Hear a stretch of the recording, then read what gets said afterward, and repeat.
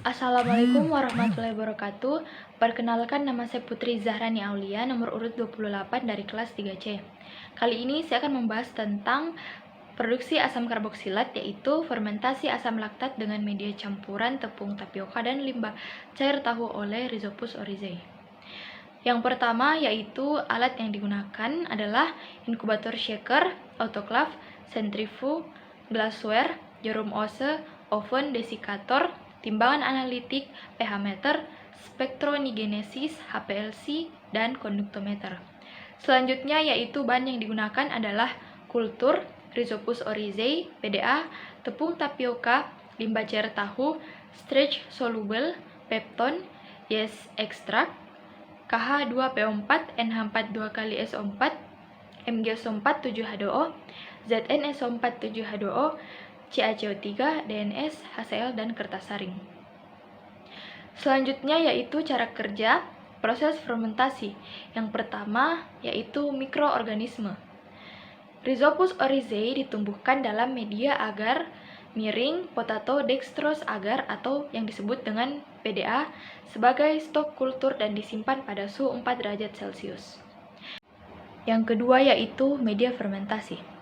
Media sintetis yang digunakan sebagai prakultur untuk pembuatan inokulum fermentasi asam laktat oleh Rhizopus oryzae memiliki komposisi yaitu amilum terlarut atau starch soluble 10 gram per liter, pepton 5 gram per liter, yeast extract 5 gram per liter, KH2PO4 0,2 gram per liter, MgSO4 7H2O 0,2 gram per liter. Dilakukan juga penambahan CaCO3 sebanyak 1% di awal untuk mengandalkan pH pada nilai 6. Media sintetis disterilisasi pada suhu 121 derajat Celcius selama 20 menit. Media produksi terdiri dari campuran tepung tapioka dan limbah cair tahu dengan perbandingan tertentu untuk menghasilkan rasio C atau N yang berbeda.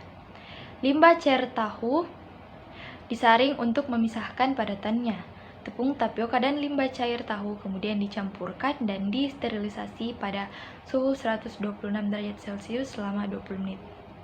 Yang ketiga yaitu proses fermentasi. Spora Rhizopus oryzae digesek pada media agar miring PDA kemudian ditumbuhkan pada suhu 30 derajat Celcius selama 7 hari. Kemudian spora Rhizopus oryzae yang terbentuk dilepaskan dari permukaan agar miring dengan menggunakan jarum ose dan suspensikan ke dalam larutan air demineralisasi steril.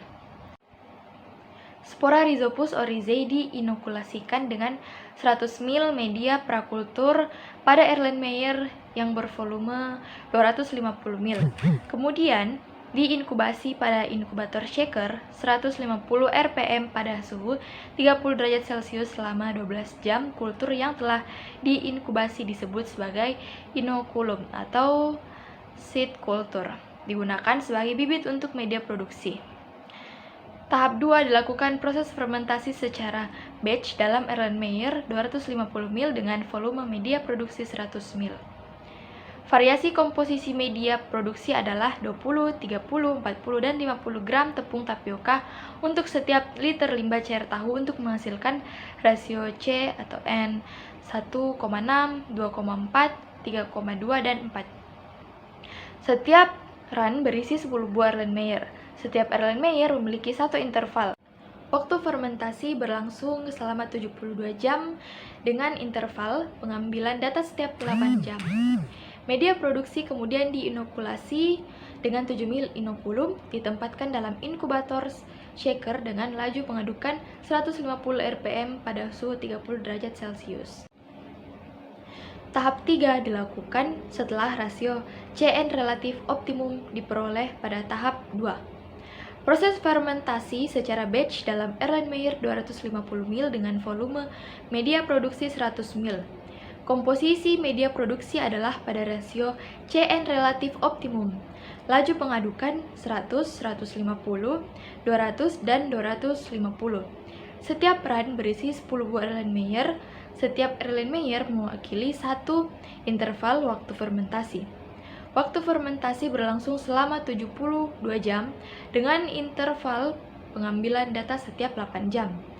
Media produksi kemudian diinokulasi dengan 7 ml inokulum dan ditempatkan dalam inkubator shaker pada suhu 30 derajat Celcius. Yang keempat adalah pengambilan dan perlakuan sampel.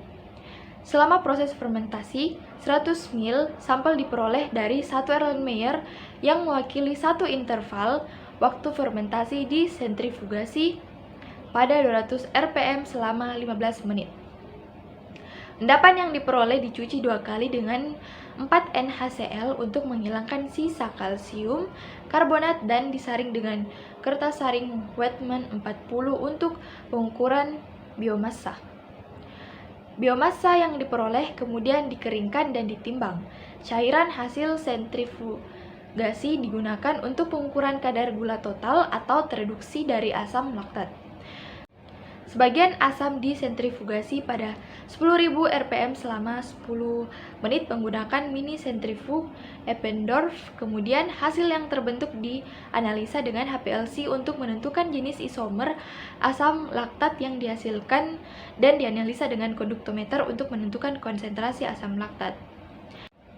Sekian dari saya, lebih dan kurangnya mohon dimaafkan. Wassalamualaikum warahmatullahi wabarakatuh.